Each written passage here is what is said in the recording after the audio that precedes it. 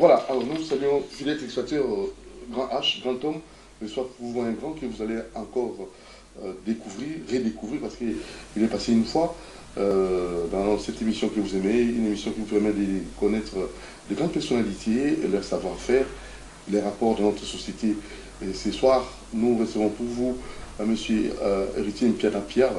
Avec lui, vous allez encore savoir ce qu'il lui fait et pourquoi pas aussi les différents détails, mais seulement la question que nous allons exploiter, qui sera plus très capitale aussi pour notre pays, c'est bel et bien la pré-COP. Juste après la pré-COP 27, vous allez en savoir plus les retombées de la pré-COP 27, parce que lui est Durkaba, à la vice-primature du ministère de l'Environnement et du Développement durable, chapeauté par la VPM Flaveba Massoudi.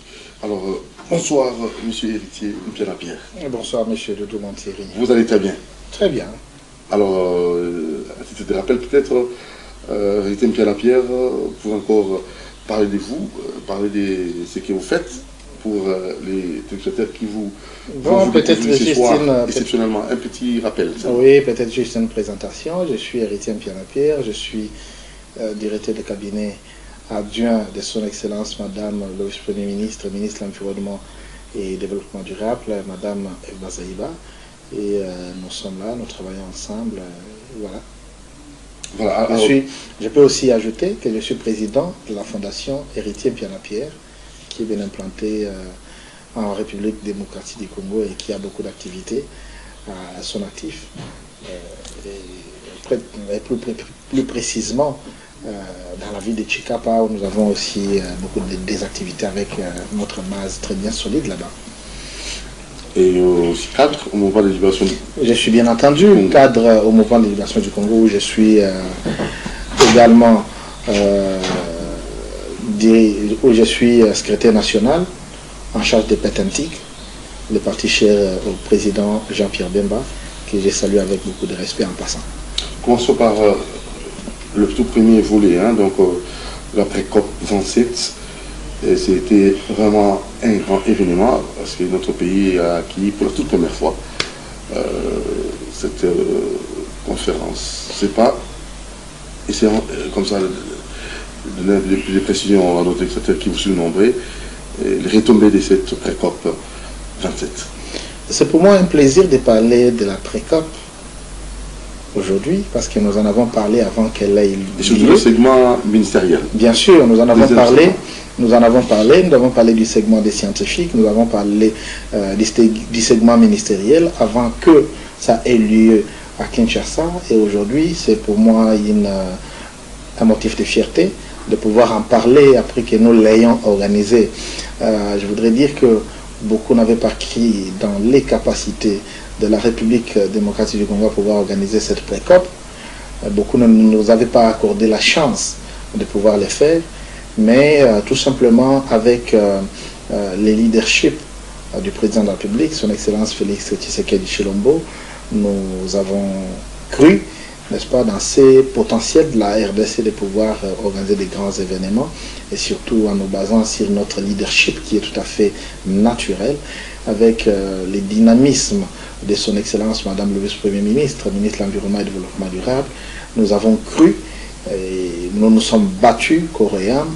Je me souviens très bien, c'est depuis l'année passée, lorsque nous sommes allés dans les différentes réunions préparatoires de la COP 26, d'abord en Grande-Bretagne, à Londres, et puis à Copenhague, au Danemark, et ensuite lorsque nous sommes allés à Milan pour participer à la pré-COP 26, nous avons vu comment les choses s'est passées, et à maintes reprises, on avait continué à parler avec les différents partenaires, notamment la Convention cadre des Nations Unies, le secrétariat exécutif, bien sûr, de la Convention cadre des Nations Unies sur les changements climatiques. Nous avons parlé avec eux pour leur donner, en tout cas, l'intention de la RDC de pouvoir organiser la pré-COP. Ils n'avaient pas trouvé d'inconvénient, ils nous l'ont accordé, et nous avons continué à mener des plaidoyers auprès des différents partenaires pour qu'ils puissent nous accompagner. Beaucoup ne nous ont pas cru, Mais nous, en tant que Congolais, nous avons cru dans nos énergies, nous avons cru dans nos potentialités, nous avons cru dans nos capacités, et voilà, nous avons organisé la pré-COP. Qu'est-ce que je retiens? Je retiens que nous l'avons promis et nous l'avons fait, bien sûr. Et je peux que féliciter tous les Congolais, parce que là, c'est la réussite de toute la population congolaise. Vous vous souviendrez que dans le programme du gouvernement de la République, qui a été validé par l'Assemblée nationale, il avait été attribué au gouvernement les rôles de faire en sorte que nous puissions récupérer notre leadership naturel dans le secteur de l'environnement. Et ce leadership que nous avons à jouer à travers le monde. Comment récupérer le leadership? C'est notamment en organisant ce genre de conférences, en organisant ce genre d'événements qui font de nous, encore une fois de plus, un grand pays au cœur de l'Afrique. Vous vous souviendrez, n'est-ce pas, de cet adage de Franck Fanon qui disait « L'Afrique est un revolver dont la gâchette est placée en Afrique, est placée au Congo, si vous voulez bien. » Donc, nous avons manifesté nos ambitions de pouvoir l'organiser et nous l'avons organisé.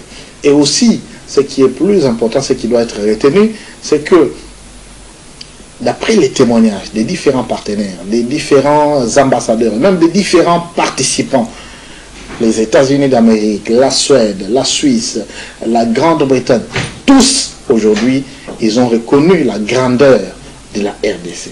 Ils ont reconnu les capacités de la RDC de pouvoir faire mieux dans les concerts des nations. Alors que beaucoup ne nous donnaient pas, beaucoup ne nous accordaient pas toutes ces chances. Et donc, si je peux prendre un petit exemple tout simplement, lorsque nous avons participé à la pré-COP 26 en Italie à Milan, vous vous rendrez compte que là-bas, il y a eu à peine une cinquantaine de ministres seulement qui ont participé à cette pré-COP. Mais à la pré-COP 27 organisée à Kinshasa, je peux vous dire que nous sommes allés au-delà des 75 ministres, au-delà des 75 ministres qui ont participé en présentiel. Ah oui.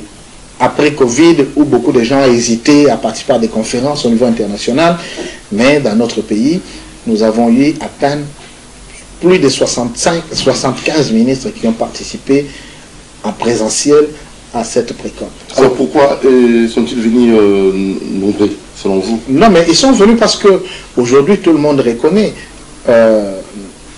la capacité de la RDC, les potentialités de la RDC, les rôles de la RDC, les rôles que nous jouons aujourd'hui dans les concerts des nations, surtout dans le secteur de l'environnement et en particulier dans ces domaines liés au changement climatique. Ce que nous avons comme apport, vous savez, aujourd'hui la RDC, nous nous disons pays solution, tout simplement parce que nous avons des potentialités qui nous permettent aujourd'hui, n'est-ce pas, d'être classés comme le premier poumon du monde dans le cadre de la lutte contre le changement climatique, avec nos forêts, avec notre immense biodiversité, avec nos ressources hydrauliques, avec nos minerais stratégiques qui aujourd'hui sont utiles à la transition énergétique. La RDC est au cœur des débats à travers le monde. Il n'y a nulle part aujourd'hui où on peut parler de l'environnement, nulle part aujourd'hui où on peut parler de la biodiversité, nulle part aujourd'hui où on peut parler de la lutte contre les changements climatiques, nulle part aujourd'hui où on peut parler des ressources hydrauliques sans la présence de la RDC. Partout on nous invite, alors que depuis longtemps, nous avons été sur les tableaux des absents, nous avons été sur les tableaux des lamentations, mais aujourd'hui, nous pouvons être fiers. Les Congolais, partout où il est, il peut en être fier parce que nous sommes revenus. Le grand léopard est revenu et nous sommes capables de faire parler de nous, de faire valoir nos potentialités et de faire en sorte que l'on puisse parler des Congolais. Nous revenons et nous sommes revenus d'ailleurs, et le président de la République, les premiers ministres, les membres du gouvernement, tous les Congolais, ceux de la société civile et même ceux de la diaspora peuvent en être contents Et nous le disons parce que nous avons des informations, des échos de la part de tout le monde, que ce soit des sites de la diaspora, que ce soit de nos amis de la société civile. Tout le monde est content parce que le Congo est redevenu à sa place. Voilà, alors on aimerait savoir les différentes recommandations de cette pré-COP 27. Pendant la pré-COP 27, il y a plusieurs sujets qui ont été abordés, notamment le sujet de l'atténuation. Vous savez, la Convention cadre des Nations Unies est en train de jouer son rôle, mais avec l'accord de Paris de 2015, lors de la COP 21, il a été décidé à ce que tous les États du monde prennent des mesures afin d'atténuer tous les effets de changement climatique en faisant en sorte que toutes leurs activités puissent concourir à la limitation de la température moyenne mondiale à 1,5 degrés Celsius. Cette question a été abordée pour voir qu'est-ce que les uns et les autres sont en train de faire pour atteindre tous ces objectifs d'atténuation, tous ces objectifs de limitation de la température mondiale à 1 degré Celsius. Vous le savez, peut-être plus que moi, et beaucoup aussi le savent, que les rapports des scientifiques des GIEC a alerté le monde depuis plusieurs années pour dire si d'ici 2050 nous ne prêtons pas attention, il y a plusieurs pays du monde qui vont être effacés de la carte de la planète, tout simplement à cause des effets du changement climatique. Et donc, au regard de tous ces constats, il a été demandé à ce que les États prennent des mesures qui s'imposent. Parce que aujourd'hui, les effets du changement climatique sont la résultante, n'est-ce pas, des activités de l'homme, notamment l'industrialisation, l'utilisation des énergies fossiles, l'agriculture itinérante sur brûlée. Et il a été demandé à ce que chaque pays puisse, dans sa politique, intégrer des activités ou des politiques faisant en sorte que nous puissions limiter la température moyenne à 1 degré Celsius. Et dans ce cadre, il a été fixé certains objectifs d'atténuation. Et il en a été discuté lors de cette pré-COP. À part l'atténuation, il est également question de la thématique adaptation. Qu'est-ce qu'on entend par adaptation? Il a été demandé, selon l'accord de Paris, selon le protocole de Kyoto, même la Convention des Nations Unies, il a été demandé à ce que chaque pays du monde puisse prendre des mesures afin de permettre à ce que les uns et les autres puissent s'adapter désormais. Parce que plus on est en train d'évoluer, plus la température est en train de monter, mais que les gens puissent désormais prendre des mesures pour s'adapter aux conditions liées au changement climatique. Il en a été également question dans les discussions. On a également discuté pendant cette pré-COP de la thématique liée aux pertes et dommages causés par les effets du changement climatique. Comment est-ce qu'on peut faire face aux pertes et dommages liés au changement climatique? Cela a été également abordé. À part ces trois thèmes que je viens d'effleurer, il y a également la problématique de l'accès aux finances climat. Aujourd'hui, le monde a évolué et il a été décidé de mettre en place un fonds depuis l'accord de Paris. D'ailleurs, il a été décidé que les différents pays du monde, en particulier les pays les plus avancés, les pays développés ou encore, si vous voulez bien, les pays industrialisés, il leur avait été demandé de prendre des mesures afin qu'ils puissent contribuer, n'est-ce pas, à la finance climat, qu'ils puissent contribuer au fonds climat avec une enveloppe d'environ 100 milliards de dollars chaque année afin de contribuer à la lutte contre les changements climatiques. Cette thématique a aussi été abordée durant la pré-COP. Cela a permis, bien entendu, que les uns et les autres puissent faire l'évaluation de ce qui a été fait par tant les pays développés que les pays les moins avancés pour faire face à toutes ces préoccupations liées au changement climatique. En ce qui concerne nous, la RDC, nous leur avons dit, à notre niveau, nous n'avons pas de problème. Nous sommes en train de consentir les efforts pour protéger nos forêts, n'est-ce pas? Nous sommes en train de consentir nos efforts pour mettre en valeur notre biodiversité. Nous sommes en train de consentir des efforts pour protéger nos tourbières, mais aussi mettre en valeur nos ressources hydrauliques.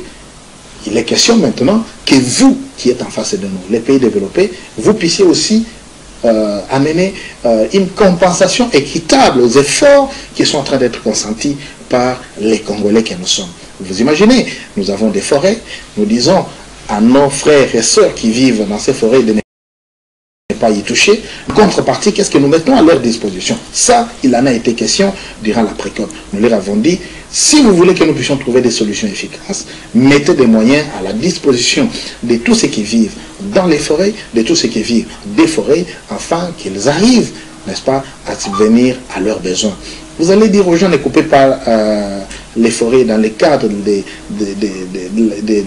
l'agriculture itinérante sur brûlis, mais vous devez mettre à leur disposition des conditions pouvant permettre à ce qu'ils puissent utiliser l'agriculture durable. Donc tout ça, ce sont des questions qui ont été abordées. Il a été question également de valoriser nos ressources hydrauliques. Nous leur avons dit, nous avons besoin des investisseurs dans les secteurs hydrauliques, des gens qui peuvent aujourd'hui venir et mettre des moyens dans les secteurs hydrauliques en installant des barrages hydroélectriques dont nous avons besoin, ce qui peut permettre que si nous avons des barrages, les gens vont recourir de moins en moins aux forêts comme bois de chauffe, aux forêts pour des braises, aux forêts pour des boulangeries, et ils vont utiliser bien entendu les courants électriques ou encore, si vous voulez bien, les énergies alternatives. Donc tout ça, c'est un peu la manière dont nous avons valorisé la République démocratique du Congo, valoriser nos ressources. Il a été question également d'échanger avec certains partenaires pour dire, ben écoutez, nous avons besoin de vos entreprises pour transformer au niveau local non minéré, parce qu'il n'est plus question aujourd'hui pour les gouvernements de la République, pour le président Félix Tshisekedi, pour le Premier ministre Samalo Kondé et tout son gouvernement, avec son excellence Madame le vice-premier ministre, l'honorable Herba Zaïba, il n'est plus question aujourd'hui que l'on puisse prendre tous nos minéraux et les emporter en brut, les exporter en brut. Non, nos minéraux doivent désormais être transformés localement. Cela va non seulement permettre que nous puissions créer de l'emploi, donner de la valeur ajoutée à ces minéraux, mais aussi ça va permettre à ce que nous puissions contribuer efficacement à la lutte contre les changements climatiques. Est-ce que tout cela sont pris en compte? Est-ce que l'applicabilité ou peut-être la matérialisation de tout ce que vous avez dit là, ont-ils compris? Nos partenaires ont-ils compris? Je vais vous dire la vérité. D'après les témoignages de certains partenaires, je peux citer en premier les États-Unis, avec lesquels nous avons beaucoup discuté, ils ont été très émerveillés de la qualité des débats. Qualité des débats, oui. La qualité des débats, et même, mais les blocs, même à l'issue des échanges, les États-Unis ont pris l'engagement de mettre sur la table 12 milliards de dollars pour la RDC et les bassins du Congo afin de lutter contre les changements climatiques. Ça, c'est déjà un acquis. Concernant les blocs pétroliers, nous leur avons dit, nous avons 30 blocs. Les blocs interdits. Jamais. On ne nous a pas interdit. Écoutez comment ont été les discussions. Nous avons échangé avec le secrétaire d'État lorsque nous sommes arrivés à New York. Lui pense que c'est trop dangereux. Pas du tout. Nous avons échangé longuement. Que ce soit à New York avec le secrétaire d'État américain Blinken, que ce soit à Kinshasa avec le secrétaire d'État John Kerry. J'étais présent. Nous avons échangé. Nous leur avons dit clairement ceci. Nous avons 30 blocs, 3 blocs gaziers qui ne posent aucun problème. Les entreprises américaines peuvent venir et investir dans les blocs gaziers. Pas de problème, nous nous sommes mis d'accord avec eux. Sur les 27 blocs pétroliers, il y en a 6 qui posent des problèmes selon eux, mais pas pour nous. Parce que nous, en tant que Congolais, nous ne trouvons pas des inconvénients avec ces 6 blocs pétroliers. Mais eux, ils ont dit, ça pose problème. On a dit, ok, nous vous les concédons, vous pouvez envoyer vos experts pour qu'ils viennent faire la contre-vérification, parce qu'à notre niveau, nous pensons que ces blocs ne posent aucun problème. Sur ces points, en tout cas, nous attendons que nos partenaires américains, européens et même d'ailleurs, qu'ils nous amènent des experts pour qu'à l'issue d'une enquête, n'est-ce pas, que nous ayons un résultat prouvant que ces 6 blocs posent réellement problème. Mais à notre niveau, il n'y a pas de problème. Alors, quant au reste des 26 blocs pétroliers, nous avons dit il ne faut pas mélanger, faire du méli-mélo, les 27 blocs les 6 blocs que vous, entre guillemets, vous pensez que ce sont des blocs à problème, vous mélangez avec les 21 blocs. Nous pensons qu'aujourd'hui, nous pouvons commencer l'exploration, l'exploitation des 21 blocs pétroliers, qui ne posent aucun problème, et pour vous et pour nous. Ensemble, nous devons nous mettre d'accord pour que vous envoyez vos entreprises. Parce que nous avons de la technologie qui permette à ce que nous puissions exploiter ce pétrole, envoyer vos entreprises, comme ça se fait d'ailleurs partout au monde. Le Sénégal exploite déjà du pétrole. Les Gabon exploitent du pétrole. L'Arabie Saoudite, aujourd'hui, si vous regardez les statistiques dans le monde, le premier pays producteur du pétrole au monde, c'est les États-Unis. Suivi de la Russie, de l'Arabie Saoudite et beaucoup d'autres pays. Et en Afrique, nous avons le Nigeria, nous avons le Sénégal, n'est-ce pas? Et d'ailleurs, la différence, c'est quoi? Aujourd'hui, les Congos, nous sommes très transparents. Pourquoi? Avant de lancer l'exploitation de nos blocs pétroliers, nous avons lancé les appels d'offres en toute transparence. Nous avons demandé à ceux qui veulent postuler de postuler. Et qu'est-ce qui s'est passé? Nous attendons qu'ils viennent postuler. Alors que dans d'autres pays, tels que le Sénégal et ainsi que d'autres, ils ont passé directement à l'exploitation de leur pétrole. Ils n'ont même pas fait du bruit et ça ne pose aucun problème. Et nous pensons qu'à l'instar de la Suède, à l'instar des États-Unis, à l'instar des autres pays du monde qui exploitent du pétrole, nous aussi nous pouvons le faire tout en respectant, n'est-ce pas, tout ce qu'il y a comme mesure environnementale. Ça, nous en sommes conscients. Tout va être fait en utilisant la dernière technologie possible afin que l'exploitation de nos blocs pétroliers soit faite, mais dans le respect des normes environnementales. Ça, il ne pose pas de problème.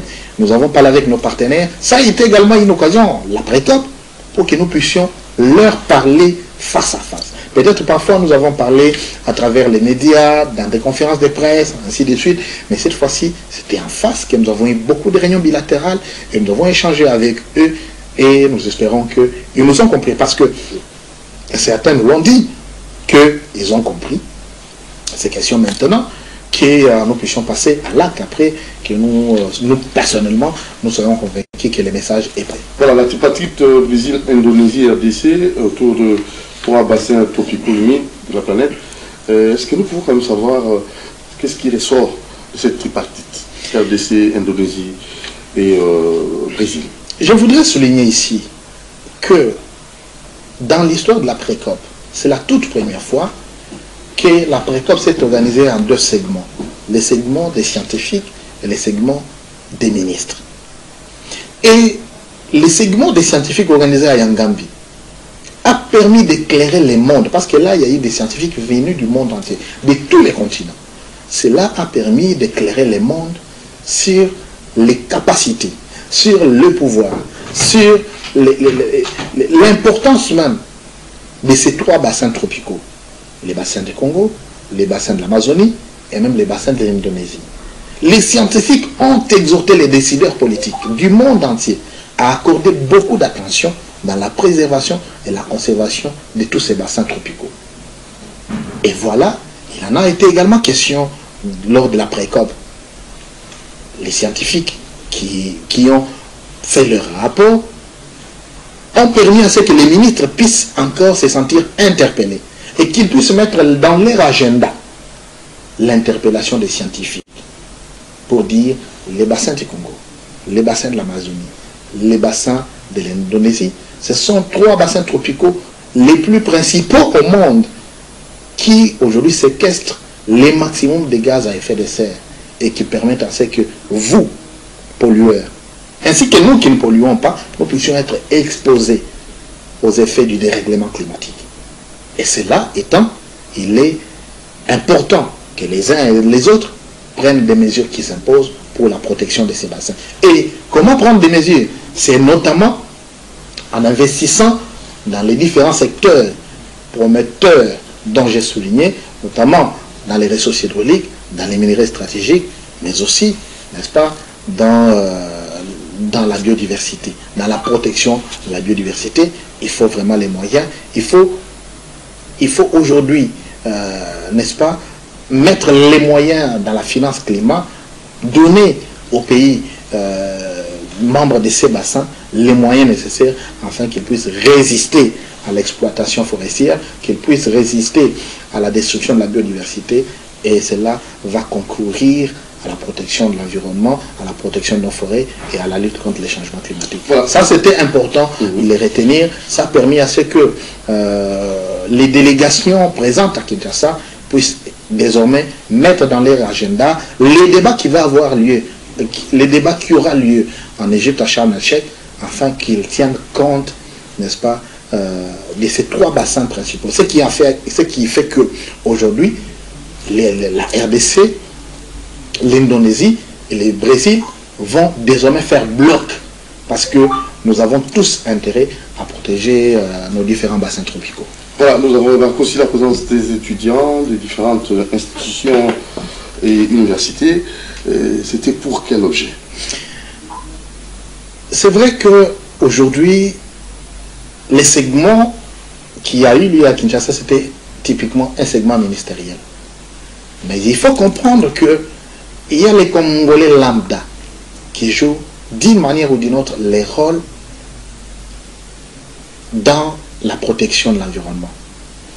Et aujourd'hui, l'avenir de ces pays, c'est entre les mains de la jeunesse. Lorsqu'on vous dit, dans 20 ans, dans 30 ans, dans 50 ans, certaines parties de la planète vont disparaître, peut-être cette classe politique que nous avons aujourd'hui, n'est-ce pas, ne sera plus là. On ne sait jamais. Il faut impliquer la jeunesse. Il faut déjà dès aujourd'hui commencer à informer la jeunesse. C'est pourquoi Son Excellence, Madame le Vice-Premier ministre, ministre de l'Environnement et du Développement durable, Madame Eva Zaïba, avait pensé qu'il était important, après les 2 jours des réunions ministérielles, que le 3e jour, qu'il ait un contact direct avec la jeunesse, un contact direct avec la population, parce qu'il n'y avait pas seulement les jeunes étudiants, mais il y avait aussi les autres couches de la population, notamment les jeunes, les personnes vivant avec handicap, ainsi que tous les autres membres de la société civile, les forces vives de la nation qui étaient là pour avoir, en quelque sorte, un dialogue avec les décideurs du monde. Parce que là, à ces dialogues populaires, il y avait le secrétaire exécutif des Nations Unies sur les changements climatiques, il y avait son Excellence Madame Arlette Soudan, ministre congolais, n'est-ce pas, du Congo-Brazzaville, en charge de l'environnement, du développement durable et du bassin du Congo. Il y avait son Excellence, bien entendu, Madame Eva Zaïba, vice-premier ministre de la RDC. Donc, tout le monde était là. Il y avait également les ministères des Mines, représentés par le vice-ministre Godard Montemona. Tous étaient là pour échanger avec la jeunesse sur les enjeux du climat, mais aussi leur montrer quelle est la place de la RDC face, n'est-ce pas, à ces enjeux.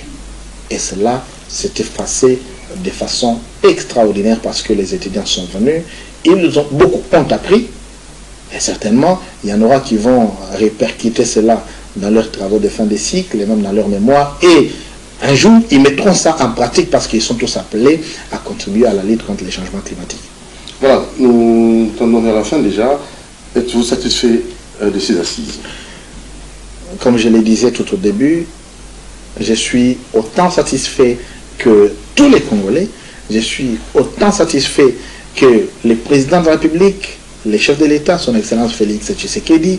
Je suis autant satisfait que son Excellence, Madame le Vice-Premier ministre, ministre de l'Environnement et du Développement durable, ainsi que son Excellence, Monsieur le Premier ministre. Tout le monde, tous les Congolais aujourd'hui ne peuvent que être satisfaits parce que le Congo a repris sa place, qui avait été longtemps occupée par les autres. Nous nous sommes plaints. Le Congo a repris sa place sur le plan théorique, sur le plan pratique. Sur le plan pratique, parce que ce que nous avons fait, c'était la pratique, ce n'est pas de la théorie. Nous avons pris de la place. Nous sommes aujourd'hui, le Congo a été leader. Sur le financement aussi. La RDC a été la capitale mondiale du climat. Et nous le sommes parce que nous allons continuer à développer toutes ces thématiques. Nous allons continuer à l'idée, à conduire toutes ces thématiques jusqu'en Égypte. Parce que même en Égypte, là, on ne parlera pas de toutes ces questions sans nous. On va nous appeler. Parce que lorsque ça s'est parlé à Kinshasa, c'est une application totale. Bien entendu, nous sommes aujourd'hui... je vous dis, je vais vous étonner. Je ne vais pas vous étonner.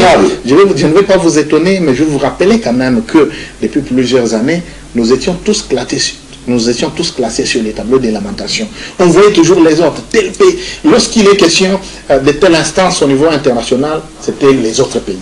Lorsqu'il était question de telle instance au niveau international, c'était les autres pays. Lorsqu'il était question de tel événement au niveau international, c'était les autres pays. Mais cette fois-ci, nous disons, c'est nous aujourd'hui.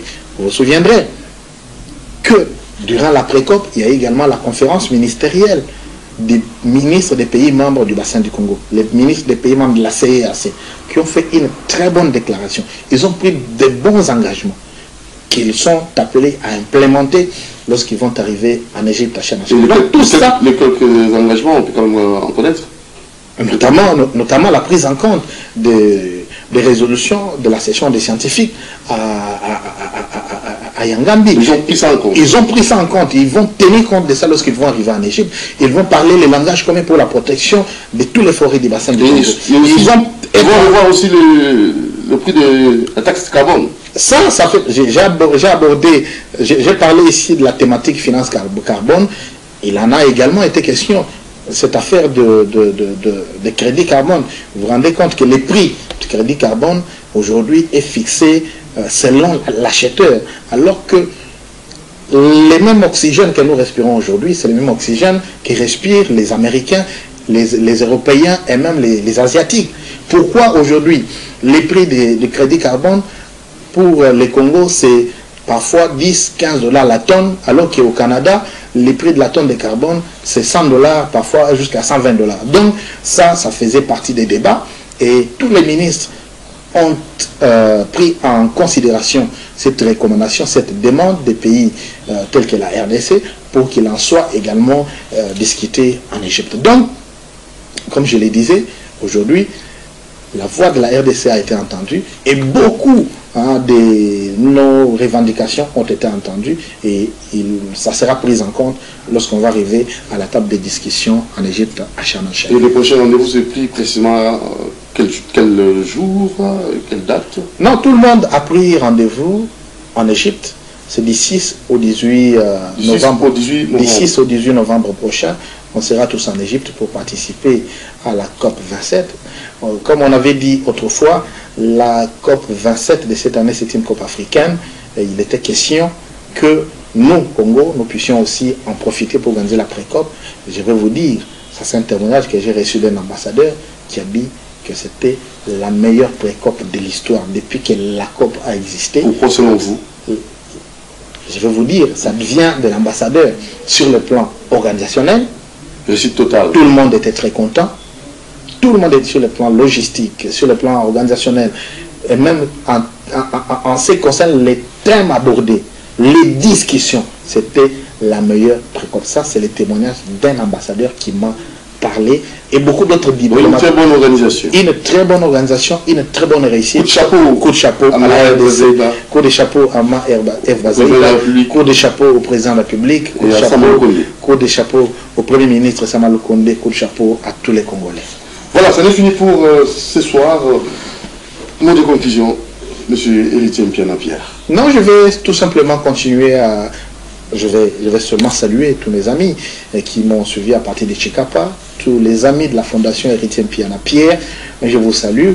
Nous sommes ensemble, nous continuons à travailler pour la République, aux côtés de son Excellence, Monsieur le Président de la République, avec bien sûr la bénédiction de son Excellence, Monsieur Jean-Pierre Bemba, Président national du Mouvement de libération du Congo, les partenaires les plus privilégiés du Président de la République. Ça, c'est indiscutable. Nous vous aimons bien. Nous allons nous retrouver d'ici là pour beaucoup d'autres réalisations. Et surtout, nous avons beaucoup de projets à réaliser ensemble. Là, c'est pour les membres de la Fondation Héritier Mpiana qui nous suivent de Chikapa. Voilà, alors nous vous remercions et nous tenons là aussi à saluer le VP Maire Massoudi, qui est responsable, qui chapeaute la vice-primature du ministère de l'Environnement et du Développement durable et tous les membres de votre cabinet. Ah oui, et coup de chapeau à vous tous. J'ai voulu féliciter également tout le monde, tous les membres du cabinet. Lorsque vous parlez avec son Excellence, Madame Eve Bazaïba, elle est consciente, elle dit que c'est un effort collectif, c'est l'apport de tout le monde. C'est l'apport de tout le monde. Moi, j'ai tenu même à féliciter lorsque j'ai échangé avec un ambassadeur, j'ai dit, ben, vous aussi, vous méritez d'être félicité. Parce que si vous n'aviez pas permis que vos délégations quittent vos pays pour venir ici, c'est compliqué. On n'allait pas organiser cette pré-COP. On ne pouvait pas l'organiser sans que ces délégations-là viennent.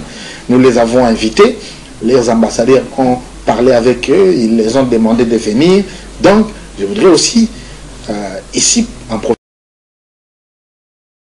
profiter pour remercier tous les ambassadeurs qui nous ont appuyés pour que leur délégation vienne ici.